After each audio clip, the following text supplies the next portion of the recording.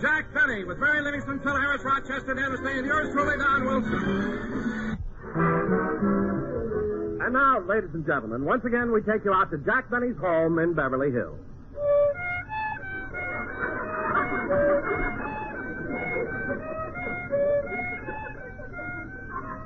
Mr. Benny sure has taken a lot of violin lessons lately. He's going to play a solo when he opens at the Palladium in London next month. I guess this is our revenge for all the English pictures we see on television.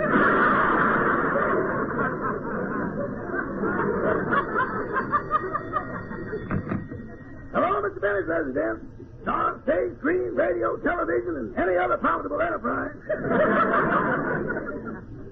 Yes, Mr. Benny's here, but I can't disturb him now. He's in the next room taking a violin lesson. Yes, sir. I'll give him the message. Goodbye.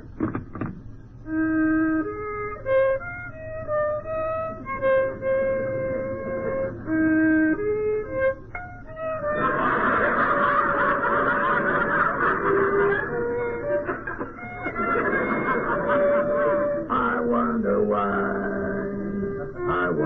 why. I hear music and it's out of tune. I'm so glad I'm in the other room.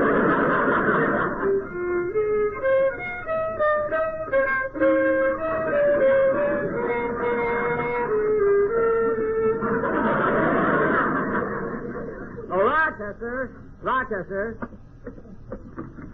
Yes, boss? Rochester, Professor LeBlanc, my violin teacher, is thirsty, and he'd like something to drink before we continue the lesson. Certainly. What would you like, Professor? It's just some water, and please bring it in a paper cup.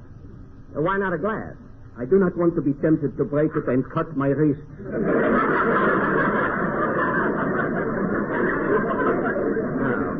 Get him the water, Rochester. By the way, didn't I hear the phone ring a minute ago? It was the man from the Travel Bureau calling about your reservation on the Queen Elizabeth. He'd like to know if you want to sail first class or second class. Well, how did I go last time? I wrapped you up and you went as a bundle from Britain. From Britain? For Britain.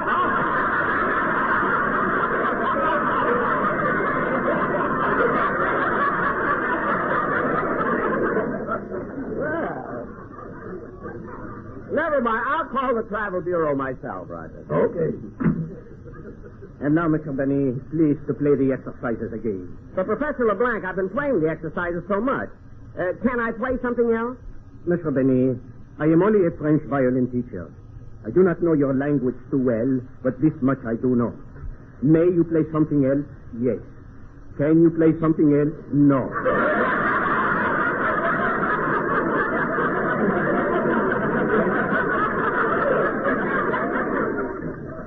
But, Professor, I'm supposed to open at the Palladium in London in 3 weeks. I want to rehearse the piece I'm going to play there. What piece is that? Well, I've been saving this as a surprise for you. It's a song I wrote. Listen to the melody.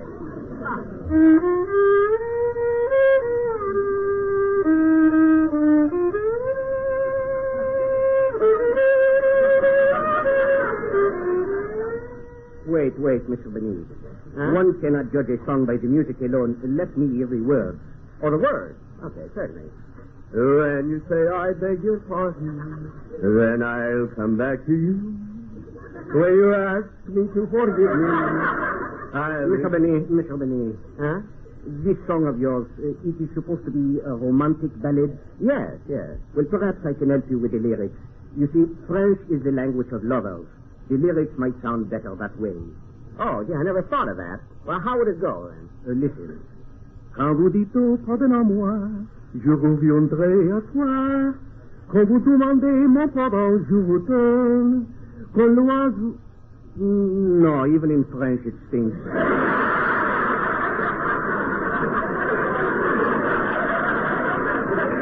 It does not. Here you are, Professor. Thank you. Say, boss, your cats is in the next room waiting for you. Oh, are they all here? All except Mr. Harris.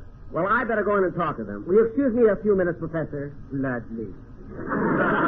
Rochester, make the professor comfortable while I'm gone. Get him some more water if he wants it. Hello, Jack. Hi, Jack. Oh, hello, kid. Hey, where's Dennis? He stepped in the next room to use the phone. He wants to find out about his passport. What passport? Well, Dennis is going to England with me. He's appearing in my act at the Palladium in London. Oh. Say, Jack, how come you've never taken me to England? Well, it's a matter of transportation expenses, Don. Transportation? Yes, I've checked, and it would be cheaper to bring England over here to you. Anyway, ever since I've told Dennis he's going to London with me, he's been driving me nuts trying to talk like an Englishman. That kid doesn't know when. Come in. Hiya, gang. Hello, Libby. Hello, Phil. Hello, Phil. Hey, Hello, Jackson, Phil. I hope you don't mind. I brought Remley with me. Oh, not at all, Phil. Just put him down there on the couch. He'll be all right. Hey, what'd you call us over here for, Jackson? Well, Phil, you see, Oh, hello, kid. Anyone for dinner? Look, Dennis. Oh, I say, old thing, lovely weather we're having, eh? What, eh? Hi. What's with him? Cheerio, Philip. Care to join me in a spot of tea? Better get the syrup, Libby. The boys flipped these stacks. Dennis, why don't... Let's not tarry too long. I'm taking natives to the cricket matches. Hit, Now, cut that out! Yes, sir. Jack, you still haven't told us. Why did you ask us to come over here? Well, you see, it's getting close to the end of school, and the Beverly Hills Beavers asked me if we could come over to their auditorium and put on a little entertainment. So I thought it would be nice if... Dennis, what are you doing with the phone? I'm calling the police. There's a dead body here. That's Wembley!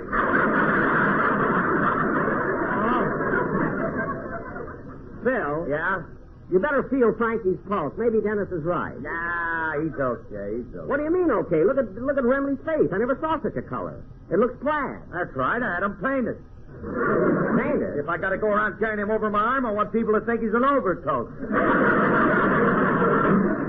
Well, then hang him in the hall. Don't throw him on the couch. Mary, what are you laughing at? Oh, what an orchestra Phil has. A piano player who wears gloves so he won't leave fingerprints. An electric guitar that makes ice cubes. And a drummer whose bald head lights up and says, I like ice. You're not kidding, Mary. Now, kids, I told you, I promised the Beavers we would help them put on a show in their school auditorium. We'll give them some music. You know, some songs. Oh, and... Jack, will you let me sing for the kids? You? Why, Don, you're not known as a singer. You're an announcer. But, Jack, I have a very good voice. Listen. Some enchanted evening, Don. you may see a stranger. Don. You may see a stranger across a crowded room. Don. Tatsio Pinza. We don't need that. We'll have Dennis sing a song. Dennis, would you like to sing a song for the Beavers when we get to the auditorium? Oh, Robert! Oh, stop! Jack, what will the rest of us do over there? Hey, wait a minute. I got a great idea. Why don't we put on a play about a story I read last night? What story is that? Goldilocks and the Three Bears. Phil, you read Goldilocks and the Three Bears? Yeah, it's got a lot of suspense in it. You see this little old blonde dame who goes through the woods with a basket full of bevo. Look, we know what it's about. Phil, we know what it's about, but Phil, don't you think reading Goldilocks and the Three Bears is a sign of juvenility? Oh, I wouldn't say that. Why not? Because I can't pronounce it. Can't pronounce it. Phil, I don't know how you get by with such a limited vocabulary. All you know are one-syllable words. Jack, he hasn't done so bad with one-syllable words. What do you mean? 12 years ago, he said, I do, and got Alice and half of Encino. Now, that's a second, Libby. People are always inferring that I owe my success to Alice, and it ain't true. I started years ago. I formed an orchestra. I worked hard with them. They were loyal, talented, hard-working boys. And it hurts me when anybody... Phil. What? Your overcoat fell off the couch.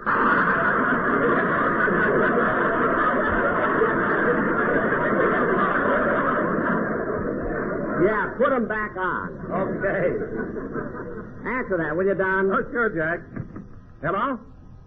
Yes, she's here. Hold a while. I'll call her. Mary, it's for you. Oh, thanks, Don. Hello? No, this isn't our last show. Well, we do our last show on June 1st. What? All right, fine. I'll see you on June the 2nd. Goodbye. Mary, who was that? The employment manager of the May Company. Well, anyway, when we get to Wait the a auditorium... minute. Just hold a minute.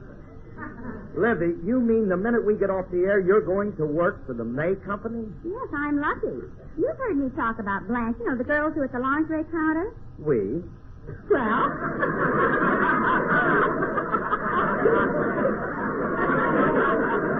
well, I'm her summer replacement. Well, that joke was shot. If I ever heard. Come in. Hello, everybody. Why, Mr. Kitzel.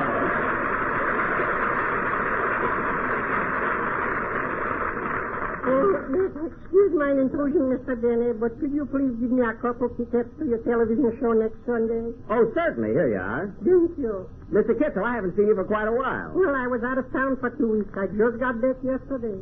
Oh, were you away on a business trip? No. To you, I can tell the truth. To my wife, I have to say I went on business. But I really went to our lodge convention, the Lions in Chicago. Oh. Oh, are you a lion? At the convention, I'm a lion. At home, I'm a mouse. Mr. Kitzel, are you that henpeck? Am I henpeck? My wife runs my house. She runs my business. She handles my money. She gives the order. Oh, then your wife really wears the pants in your family. Yes, and I bet she'd stop already if she could see how she looks from the back. Mr. Kitzel, did you have a good time at the convention? We had fun. Last night we had a big banquet, and everybody was toasting everybody else with drinks. So many toasts. Toast? Did you get a little high? Yes, and did I committed a boner?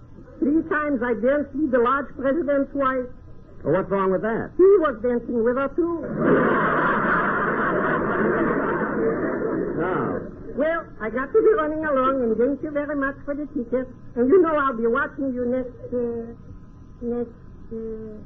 Mr. Benny. Yes? On the south. Frank Remley. You there from New Year's Eve? No, he's been home since then. Oh, well, goodbye. Goodbye, Mr. Kitzel.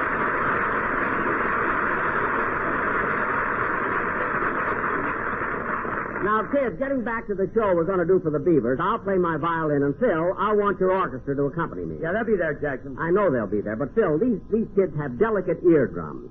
So I want to talk to you about your brass section. You mean my 6 convicts? Yes. Tell them to play a little softer, that's all. Well, kids, that's all I called you over to tell you. Be at the school auditorium at 2 tomorrow. I'll have the scripts ready. Well, Jack, we still have one more radio show to do. I know. Well, you haven't heard the song the Sportsman Quartet have prepared for that show. No, I haven't. Are they here? Oh, yes, Jack. They're in the other room. Oh, fellas! Come on in. Jack wants to hear your song. Yes, boys. Now, Don, what kind of a number have they prepared? Well, Jack, people will soon be going to the beach and other resorts on their vacation, so the boys thought they'd sing a song appropriate to that. All right, let's hear it, fellas.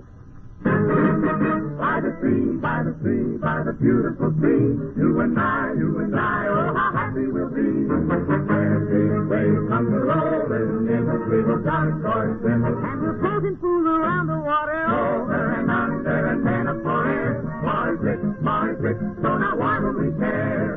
We love to be beside the sea, beside the sea, beside by the beautiful sea. Beside the seaside, by the beautiful sea.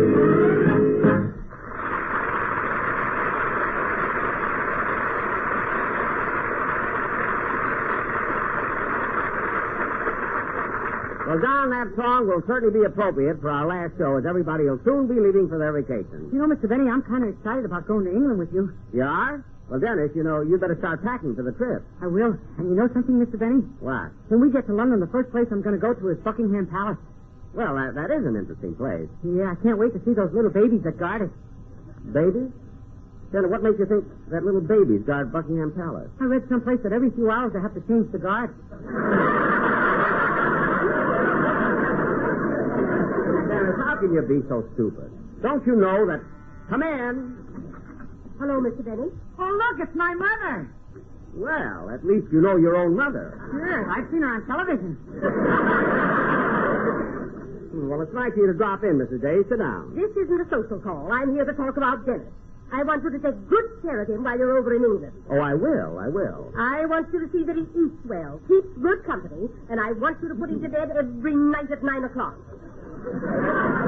9 o'clock? Yes, 9 o'clock. Well, that isn't fair, Mrs. Day. Why not? It means Jack has to stay up an hour later. Mary, you keep out of this.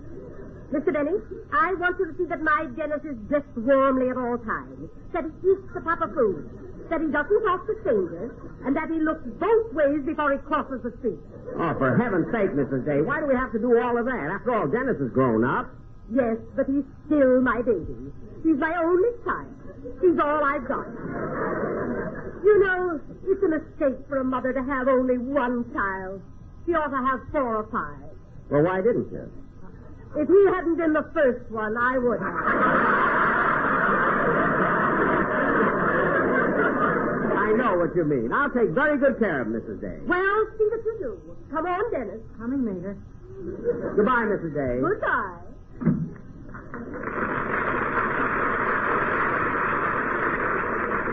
Well, I'm going to run along too, Jack. Me too. Wait a minute, I'll go with you. Goodbye, Jackson. Goodbye, kid. Well, I guess I better... Well, how do you like that? Phil, come back here. What do you want, Jackson? You forgot Remley. Oh. I'm sorry. Help me get him up on my shoulders. Okay. There. I'll be happy when this month is over. Why? June is his month to carry me.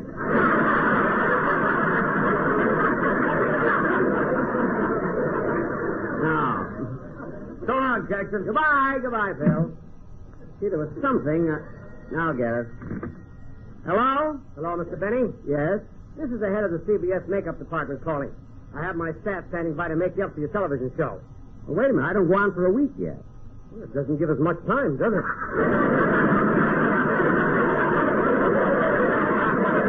Never mind. I'll be there in plenty of time. Goodbye. Goodbye. Now, let's see. There was something I wanted to...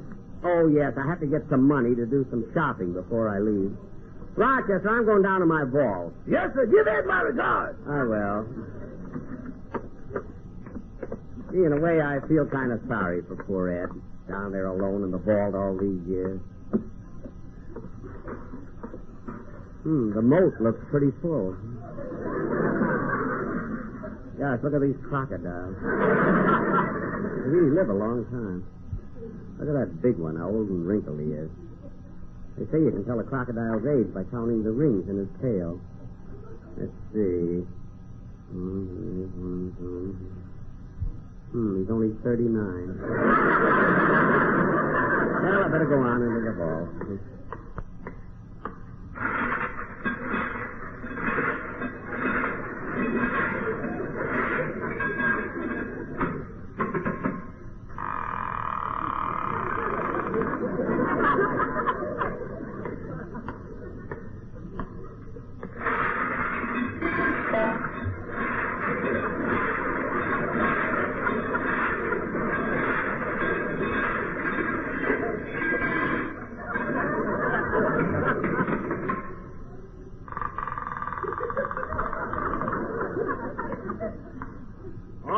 Who goes there, friend or foe? Friend. What's the password? Pair and compare. Oh, it's you, Mr. Benny. That's right. How are you, Ed? Fine. How are things on the outside? Oh, not so good. There's been thousands of cases of measles in Los Angeles. I've never heard of that before. Measles? Oh, Los Angeles.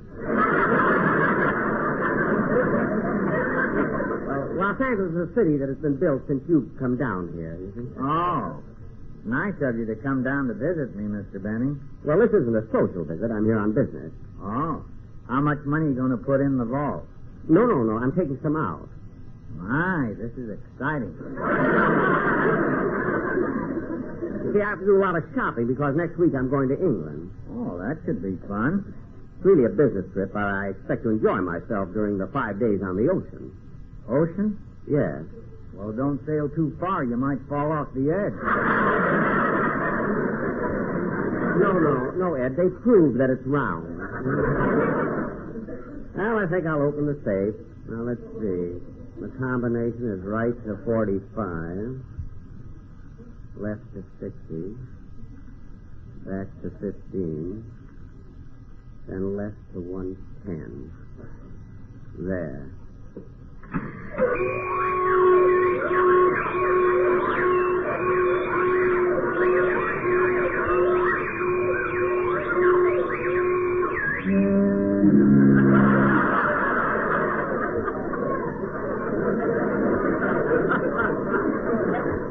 Now, let's see.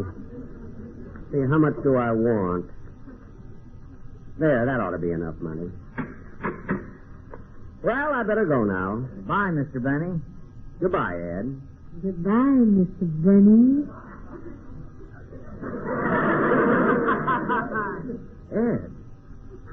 Ed, what was that? Just a figment of my imagination.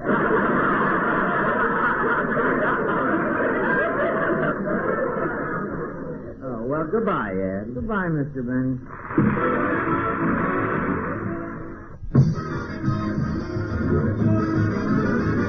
We're a little late, so good night, folks.